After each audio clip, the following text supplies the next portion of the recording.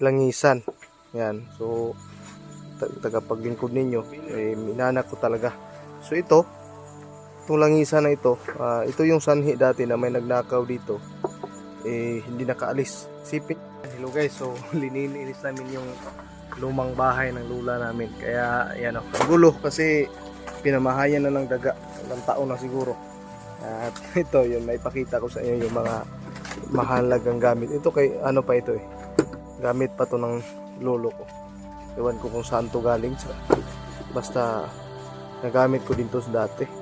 Teleskopyo. Yan, magagamit pa po. At ito naman yung langisan. Yan. So tagapaglingkod ninyo, minanak ko talaga. So itong langisan na ito, ito yung sanhi dati na may nagnakaw dito, hindi nakaalis. Sipin nyo, lumang-luma na bahay na ito at walang tumira, pero may nagnakaw one time, hindi nakaalis. Ito yung dahilan. Sabi ng lola ko, dinala naman daw niya dun sa bahay dun sa sentro, pero ito pala ang kadahilanan. Dito lang, nakalagay niya dito. So kung babasahin natin ang laman, meron po siyang mga meron po mga sangkap ng mutya ng suso, mutya ng litob, yan, balisong dagat, banaog, yan. So talagang marunong din ang gumawa nito, yan.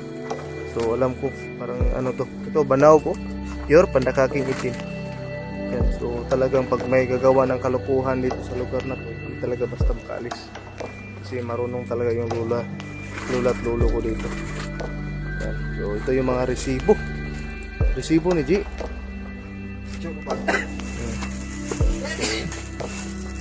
Alam natin. So ngayon, panghanap pa kami.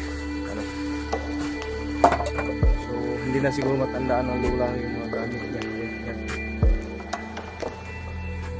Ang tanaw pa, napaniglanahan. Ang hinanap ko talaga guys, yung masumpungan ko. Kasi yung lula ko ay dating membro ng tinatawag na Grinan. Yung Grinan, sila yung magaling sa panggagamot at magaling din sa depensa, kasi sila ay bawat blessing nila noon, sila ay nagtapagaan sa bawat isa, hindi na pagpablan. Yun ang mga Grinan. So ang kulay ng panyo nila o panyulito nila ay kulay green. Iwan ko kung makikita natin, pero sige lang, natin na tuloy lang. Sarap, magamit pa na. Wala na ayun na kung ako na nakapas na. So titingnan pa namin yung mga bags dito. Yan. So yan lang. Yan ang lumang langisan ng lula. Yan. So gamit ito ng lulot lula ko dati. So luma na ng bahay, tingnan nyo. Parang para na lang. So balak namin is lilinisan, tapos palitan namin ng dingding. May grasya. Meron grasya. Pagtika dyan. May grasya. So yan, nakalimutan na ng lola to. Titingnan nyo. Yan. So nakalimutan niya may pera dito. Yan. So pero buti hindi ginalaw ng hindi ginalaw ng daga. Yan. So meron pa yan.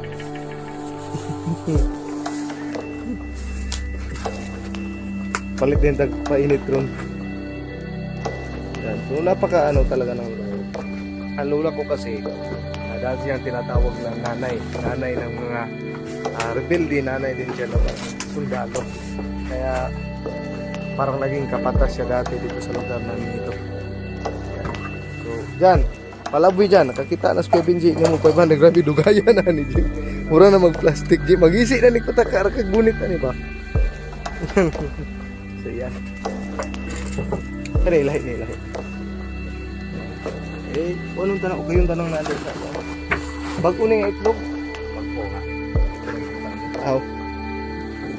Hindi tanaw na ito ilalo man, diba? So ito, hindi na ito magagamit, hindi na ito magiging sisiw. Pero kung alam mo sa depensa, itong kadahilanan na hindi lalapit yung mga lumilipad sa gabi. Bakit? Kasi ayaw nila sa baho niyan. Yan. So hindi mo siya kailangan basagin. Ilagay mo lang sa bahay. Naunta ni mga wala na ni, gawas na ni.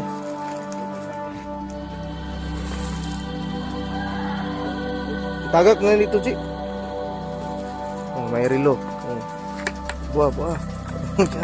Palaboy lang ginaw, 500 na. Palukatan ng lula. Kalibo na, may relo. Ito galing Malaysia to. Uy, mga lumang pera yan. Eh, san?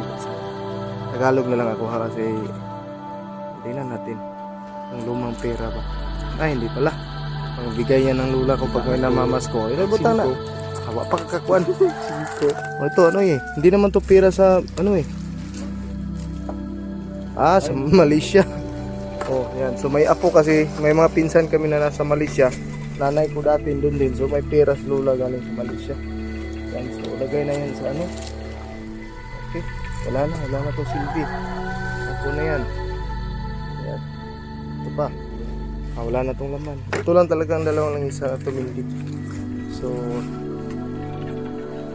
ito dati niya lang isa no, hindi na alagaan. Kasi sa dami na kasi naging gamit ng lola ko. Iniwan mo yung iba. So ang lola ko isa din sa iniidolo ng mga may tangan dati. Kasi ang lola ko dati yung nagpamalas siya ng kanyang talento. Yung mga ahas ay kaya niyang gawing sinturon. Ganun ang tapos kaya din ng lola ko na mag-ano mga kapatid. Kaya ng lola na mag lumang larawan. So kaya din ng lola namin na yung magbuhat na kaya niya 3 sakong bagong 3 sakong bigas to 5 sakong bigas kaya niya. Kaya lang. Si ang atong ipangita ang atong kanyo ang libreta. May mga libreta ang lula kaya malay natin dito natin masusumpungan. Kinain na ng mga daga. So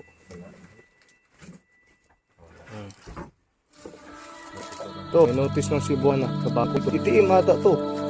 Itiim mo gamit. Itiim mo. Hindi niya alam siguro may sige dala na. Gamit na. Ayaw na sulod sa ko. Ikuha na to na habo na. Ibalik na to na. Gamit na. So, itiim pala ang lula. Hindi niya alam. Iwan ko kung may laman pa to. So, yan. So, kakausapin natin si mamaya. So, yan to. Mayaman to. Baka may laman to. Kasi hindi naman mawawala pag i-deposit mo sa Cebuana. Ito yung yung nagpapadala pa nanay ko sa kanya at yung yung mga pinsan ko siguro. Kaya may PM siya. Yan. So, kailan kaya ito ginawa? Yan. So, medyo matagal na. Yan. Sikreto pa si Lola. May Cebuana card pala. Yan.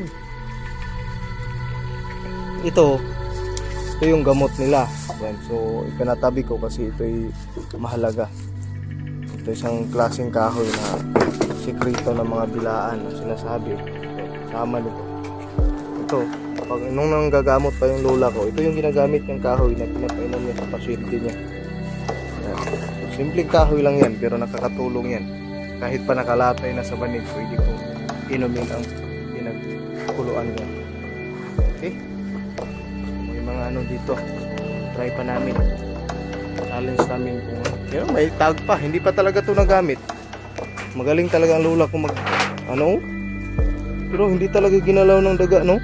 Yan, may tag pa. Siguro galing to sa Babson, galing pa to sa Malaysia siguro. Yan. So, yan.